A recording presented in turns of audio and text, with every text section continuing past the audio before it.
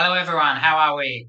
Welcome back to my channel. In this video, I'm going to play against some beginners on lichess to highlight some common mistakes at the beginner level and how to avoid them, hopefully. And I'm making the most of the fact that I just created a new lichess account called Mr. Just on YouTube. And that means that since I don't have a rating on this account, I'm getting challenges from lower rating ranges than normal. So they're all getting accepted very fast for some reason. 6 plus 0. Okay, strange time control. I usually prefer playing with increment. But let's see how things go. We'll play e4. I don't recommend playing without increment, so yeah, probably should have chosen a game with increment. Okay, this is called the Philidor. Very solid. The normal move is d4, I think, just to make the most of the fact that they're allowing us to play d4, right? And now we take with the knight. Yeah, I'm blanking for some reason. Wait, maybe I've never played this. I don't usually play e4, so I think we take with the knight. Yeah.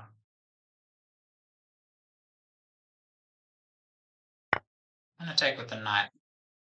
I really should know. Okay, they're attacking the pawns, so we defend. So to start off with, this opening has a very solid reputation, I'd say, but also very passive. So a bit strange. I guess it's understandable from a beginner. I'll play bishop c4. Bishop c4, you have to calculate this sacrifice. Knight takes and d5, forking and winning the piece back. I then have a check, but they block with c6, and we still have two pieces attacked. So that's what I'm calculating. Maybe I'll play bishop d3. Another option against the Philidor, I think, is to develop and castle queenside and then just go for the pawn storm. So I might consider that.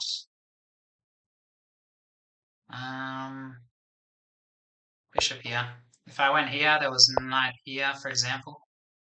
Okay, this move is interesting, but it leaves this pawn very weak.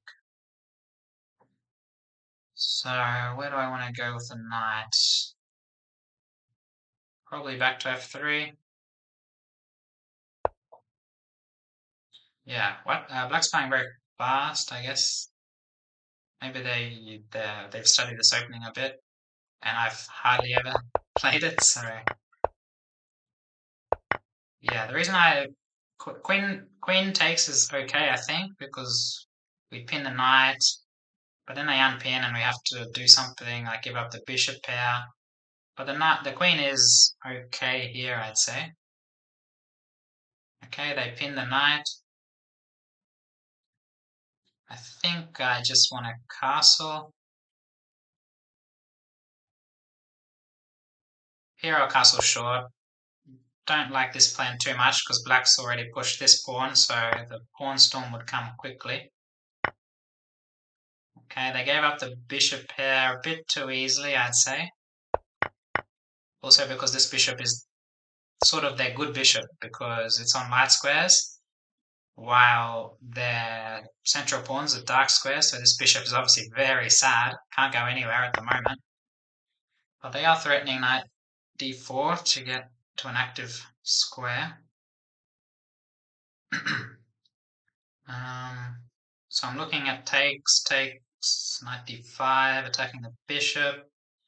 Bishop can go back.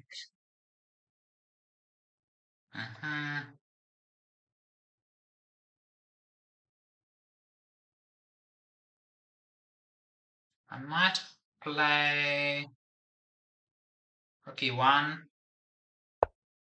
So just improving the rook, getting onto what could be an open file, allowing me to push e5. Okay, so queen here allows knight here, which probably isn't too scary. But I prefer queen here. Just lining up here, so there's ideas of e4. Yeah, I haven't been commenting too much on mistakes, because black hasn't played too badly, I'd say. Giving up the bishop for no reason is a bit strange. And c5 is a bit strange in this position, because I think black would prefer maybe to challenge the center like this, develop the pieces first. So now I'm calculating this, because if pawn takes, then we win a piece, because after bishop takes f6, they can't recapture because they'll get mated. So after this, they have to move, no, yeah, this just wins, right? Because we're attacking h7, basically. Actually, maybe they have h6, no, but then we take, and win a piece. So this looks very strong. There is this move, but we win a piece after takes. So I think this just wins, because if they recapture, yeah. And they played way okay. I played too slow. I forgot it was a okay. I shouldn't say anything. Actually, I haven't won yet. Yeah. Okay. Now I have to play fast because there's no increment. So let's go. Attack the queen.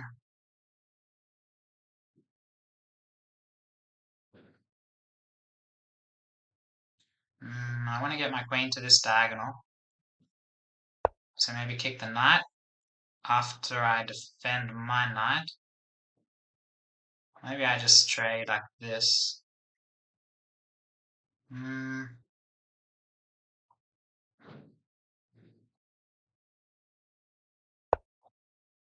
Okay, now I have to play really quick. That's a good move, I think. No, it hangs a pawn. Attack the queen, attack the pawn.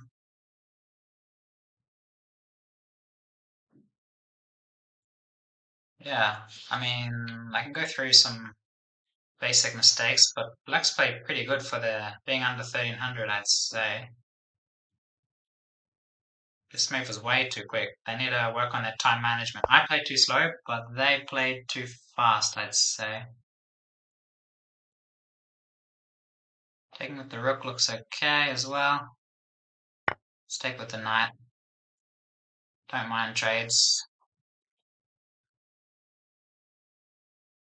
Yeah, rook takes was probably a lot better. Doubling and threatening this in some lines, because after rook takes we'd have both rooks.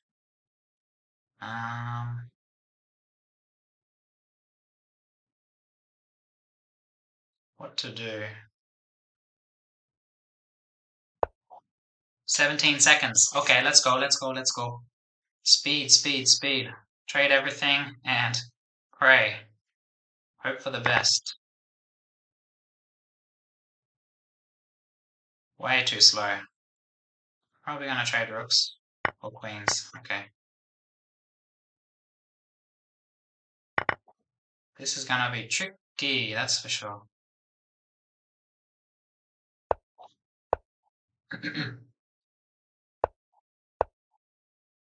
Okay, now I'm gonna try and play fast. As fast as I've ever played. To beat a 1300. He was playing very well.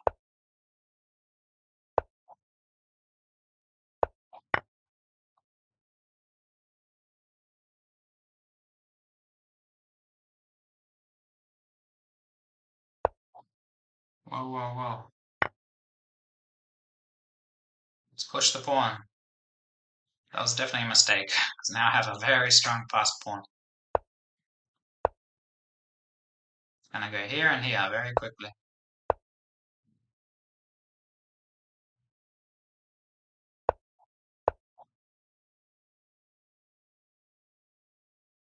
Yeah, definitely should play with increment. Very silly not to play with increment, because then this happens. I almost lose on time. Okay. Good game. Very good game, I think. Like, no big errors, at least in the opening, I'd say. Yeah, so queen takes is playable. Let's have a quick look at the graph, just to see if any tactics were missed. I think I played reasonably well, but my opponent definitely played better than I'd expect most 1300s to play. C5, yeah, it means this pawn's very hard to push later on. And that means that black's always going to be cramped, white has the space advantage.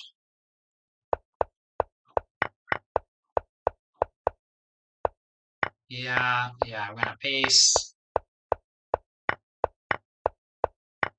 And then we just trade everything, and luckily I have just enough time to win. Wow. Wow, look at this. Okay, so black played well, but so did I. No mistakes. So no inaccuracies, no mistakes, no blunders, and 98%. Okay, I mean, it felt a lot more difficult than that, mainly because of the time, I guess. So I'm very happy with that. But my main goal was to point out mistakes, and it's a bit difficult because, okay, the main mistake was the tactic, right? Until then, black's solid. I mean, black's surviving, I guess. White has the advantage because of this pawn facilitates the attack, easy attack. And my pieces are just more active. And yeah, black had to be aware that h7 is very weak here because I have this threat. And they just missed it. So here they played rook c8 in 8 seconds or something. When they have 5 minutes, that definitely they shouldn't play so fast. So the main takeaway is to be aware of the threats, right? This is a big threat because it unleashes the bishop and threatens bishop takes f6. So let's see if I can figure out. Okay, I can already see the arrow. Black's best move is to threaten to trade queens. Yeah, it's the only decent move actually. G6 is the second best option. And anyway, I hope that was exciting. How close did I get to losing on time? Okay, 2.5 seconds at the end. So yeah, if you want, you can find this account on lichess. And don't forget to subscribe to the channel. Hope you enjoyed the video, and I'll see you in the next one. Bye.